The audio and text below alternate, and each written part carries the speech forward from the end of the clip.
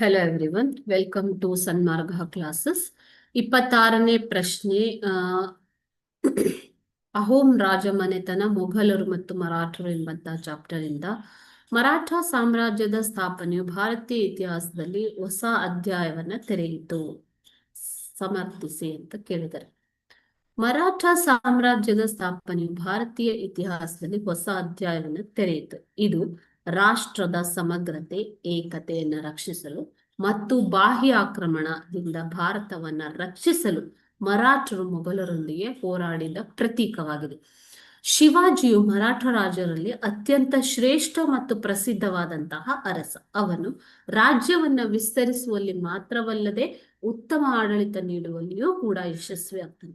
ಅದೇ ರೀತಿ ಬಾಜಿರಾವ್ ಪೇಶ್ವೆ, ಮೊದಲನೇ ಬಾಜಿರಾವ್ ಪೇಶ್ವೆ ಮಾಧವರಾವ್ ಕೂಡ ಪ್ರಸಿದ್ಧ ಅರಸರಲ್ಲಿ ಒಬ್ಬರು.